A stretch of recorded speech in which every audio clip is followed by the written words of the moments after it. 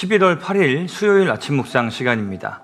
오늘 말씀을 통해서 이 복잡한 일들로 얽히고 설킨 인생 속에서 하나님 말씀을 통해 지혜를 얻어서 지혜롭고 또 온전한 삶을 살 수 있는 오늘이 될 수 있기를 간절히 소망합니다. 오늘 함께 보실 말씀은 욥기 5장 1절부터 27절까지의 말씀입니다. 좀 긴 본문인데요. 우리 함께 한 목소리로 읽어보도록 하겠습니다. 너는 부르짖어보라. 내게 응답할 자가 있겠느냐? 거룩한 자 중에 네가 누구에게로 향하겠느냐? 분노가 미련한 자를 죽이고 시기가 어리석은 자를 멸하느니라. 내가 미련한 자가 뿌리 내리는 것을 보고 그의 집을 당장에 저주하였노라. 그의 자식들은 구원에서 멀고 성문에서 억눌리나 구하는 자가 없으며 그가 추수한 것은 줄인 자가 먹되 덫에 걸린 것도 빼앗으며 올무가 그의 재산을 향하여 입을 벌리느니라. 재난은 티끌에서 일어나는 것이 아니며 고생은 흙에서 나는 것이 아니니라. 사람은 고생을 위하여 났으니 불꽃이 위로 날아가는 것 같으니라. 나라면 하나님을 찾겠고 내 일을 하나님께 의탁하리라. 하나님은 헤아릴 수 없이 큰 일을 행하시며 기이한 일을 셀 수 없이 행하시나니 비를 땅에 내리시고 물을 밭에 보내시며 낮은 자를 높이 드시고 애곡하는 자를 일으키사 구원에 이르게 하시느니라. 하나님은 교활한 자의 계교를 꺾으사 그들의 손이 성공하지 못하게 하시며 지혜로운 자가 자기의 계략에 빠지게 하시며 간교한 자의 계략을 무너뜨리심으로 그들은 낮에도 어두움을 만나고 대낮에도 더듬기를 밤과 같이 하느니라. 하나님은 가난한 자를 강한 자의 칼과 그 입에서 또한 그들의 손에서 구출하여 주시나니 그러므로 가난한 자가 희망이 있고 악행이 스스로 입을 다무느니라. 볼지어다 하나님께 징계받는 자에게는 복이 있나니 그런즉 너는 전능자의 징계를 업신여기지 말지니라. 하나님은 아프게 하시다가 싸매시며 상하게 하시다가 그의 손으로 고치시나니 6가지 환난에서 너를 구원하시며 7가지 환난이라도 그 재앙이 내게 미치지 않게 하시며 기근 때의 죽음에서 전쟁 때의 칼의 위협에서 너를 구원하실 터인즉 내가 혀의 채찍을 피하여 숨을 수가 있고 멸망이 올 때에도 두려워하지 아니할 것이라. 너는 멸망과 기근을 비웃으며 들짐승을 두려워하지 말라. 들에 있는 돌이 너와 언약을 맺겠고 들짐승이 너와 화목하게 살 것이니라. 네가 네 장막의 평안함을 알고 내 우리를 살펴도 잃을 것이 없을 것이며 내 자손이 많아지며 내 후손이 땅의 풀과 같이 될 줄을 네가 알 것이라. 내가 장수하다가 무덤에 이르리니 마치 곡식단을 제때에 들어올림 같으니라. 볼지어다 우리가 연구한 바가 이와 같으니 너는 들어보라. 그러면 네가 알리라. 아멘. 자, 오늘 본문은 어제에 이어서 엘리바스가 욥에게 조언을 하는 내용입니다. 엘리바스의 논조의 핵심은 인과응보, 결국 모든 일에는 다 이유가 있고 욥이 고통받는 이유는 죄가 있기 때문이라는 것입니다. 즉 그에 의하면 욥이 받는 모든 고난은 욥의 죄로 인한 하나님의 징계라는 것이죠. 자, 이와 같은 엘리바스의 입장이 드러나는 오늘의 본문의 이야기들은 내용상 3가지로 나눠서 설명할 수가 있는데요. 먼저 1절부터 7절까지는 앞서 말한 인과응보의 법칙에 의해 죄인에게 재앙이 임한다는 것을 이야기하고 있습니다. 엘리바스는 욥에게 강한 어조로 질타를 하며 이야기합니다. 1절을 함께 읽어보겠습니다. 너는 부르짖어보라. 내게 응답할 자가 있겠느냐? 거룩한 자 중에 내가 누구에게로 향하겠느냐? 욥이 아무리 억울함을 호소해봤자 비할 데 없이 거룩하신 하나님은 물론이거니와 거룩하다 하는 어떤 사람들도 너의 말에 결코 동조하지 않을 것이다 라고 이야기를 하고 있습니다. 그리고 또 이어서 이야기하는 내용들은 결국 재난은 죄를 지은 인간에 대한 심판으로 주어지는 것이다 라고 하면서 여러 가지 예를 들어 설명합니다. 7절에는 불꽃이 위로 날아가는 것 같다 라고 표현하는데 이 표현은 죄를 지은 인간이 고난을 받는 것은 불꽃이 타면서 위로 이제 올라가면서 타는 것이 당연한 것처럼 죄 있는 사람이 고난을 받는 것도 필연적이다라는 것을 비유적으로 설명한 것이죠. 그렇기 때문에 이어서 나오는 두 번째 이야기 8절부터는 그 고난에서 벗어날 수 있는 방법이 무엇이냐? 바로 하나님께로 돌아가라. 이것이 방법이라고 이야기하고 있는 것이죠. 결국 문제는 이렇게 상황이 안 좋아졌음에도 불평하고 있는 이게 욥이 문제인 것이고 욥 너는 불평할 때가 아니라 하나님께 돌아가야 해. 하나님을 의지해야만 해 라고 이야기하고 있는 것이 지금 엘리바스의 이야기인 것이죠. 마지막 3번째 이야기는 엘리바스의 조언대로 자신의 죄를 인정하고 하나님께 돌아가면 하나님께서 다시 회복시켜 주실 것이라는 것을 구구절절 설명하고 있습니다.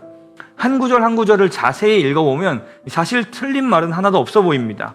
어제 본문에서도 그랬고 오늘 본문에서도 그렇고 앞으로 엘리바스를 비롯해서 욥에게 조언을 하고자 등장하는 이 친구들의 말들은 한마디 한마디만 그냥 따로 떼어놓고 보자면 틀린 말이 아닌 것처럼 보입니다. 친구들의 조언은 욥기에서만 등장하는 것이 아니라 그와 비슷한, 그와 동일한 내용들이 잠언, 시편, 전도서와 같은 인생의 지혜가 담겨져 있는 책들을 비롯해 성경 곳곳에서 자주 등장합니다.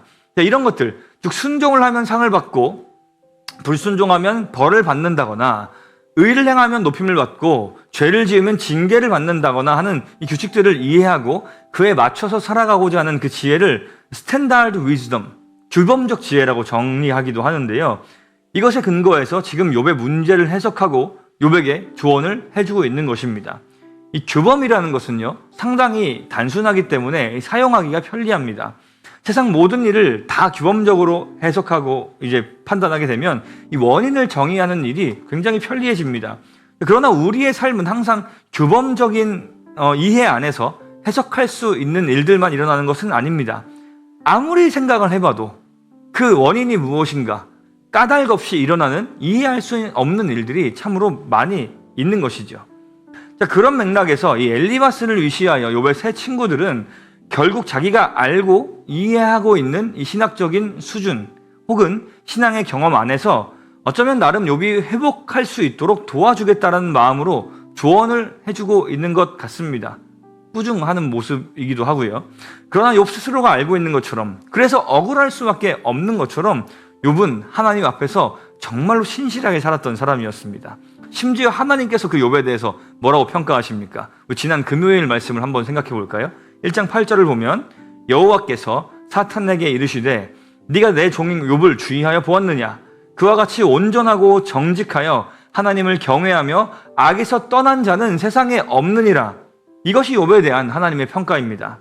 그러므로 엘리바스의 말이 구구절절 맞는 것 같아 보여도 그가 하나님께서 욥을 죄인으로 보지 않고 계시다라는 점, 욥의 고난이 죄악으로 인함이 아니라는 것을 모르고 있다는 점에서 욥을 향한 모든 조언은 사실상 조언이라고 과연 말할 수 있는 것인가? 그것이 아니라 엘리바스의 신학적 지식의 나열, 자기가 알고 있는 그 굉장히 제한적이고 유한한 지식을 가지고 욥에 대해서 평가하고 조언이랍시고 뭔가 얘기를 해주고 있는 수준에 불과하다는 것을 우리가 알 수 있습니다. 이는 실제로 아무것도 모르면서 어떤 일의 전후 사정이나 맥락을 고려해 보지도 않고 자기 머릿속 규범적 지혜만을 가지고 모든 일을 해석하고자 하는 무지함과 교만함으로 가득한 인간의 모습을 잘 보여주고 있는 하나의 사례인 것이죠. 욥의 경우와 같이 세상에는 회개해야 할 필요가 없는 고난이 있습니다. 징계가 아닌 고난도 있습니다. 그러므로 우리는 이 욥의 친구들의 이야기를 앞으로 계속해서 들으면서 우리 자신을 겹쳐볼 수 있어야 합니다. 가만 보면 우리도 이런 실수를 정말 많이 하기 때문입니다.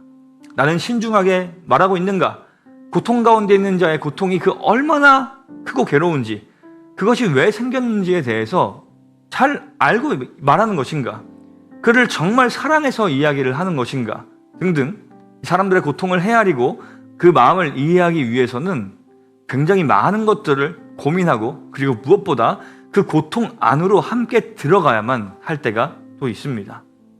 이 고통의 저편에서 고통을 관망하듯이 규범적 정의와 이 지혜, 정답만을 말하는 이 신앙의 수준을 넘어서서 엘리바스 스스로가 오늘 본문의 9절에서 이야기하고 있는 것처럼 헤아릴 수 없이 큰 일을 행하시고 기이한 일을 셀 수 없이 행하시는 만물의 주권자 하나님 앞으로 우리는 전부 이해할 수 없는 그러나 완전하신 지혜로 세상을 통치하시는 하나님 앞으로 이 고난을 가지고 나아가서 하나님께 답을 구하고 그 고난의 시절을 이겨낼 수 있는 힘을 얻는 수준에까지 우리의 믿음과 우리의 판단력이 이르기를 간절히 소망합니다. 그리고 예수님께서 시공과 육체에 다 가둘 수 없는 무한한 능력과 영광과 아름다움을 가진 완전하신 존재이신 그 주님께서 우리와 같이 되어 고통을 몸소 겪으시고 우리를 위로하시기 위해서 인간의 몸을 입고 이 땅에 오신 것을 떠올리면서 우리도 우리 이웃들의 고통을 향해 들어갈 수 있는 고통의 변두리에서 훈수나 두고 있는 것이 아니라 그 아픔을 조금이라도 헤아리고자 하는 자리로, 예수님이 가셨던 그 자리로 우리 또한 함께 나아갈 수 있기를 간절히 소망합니다. 함께 기도하겠습니다.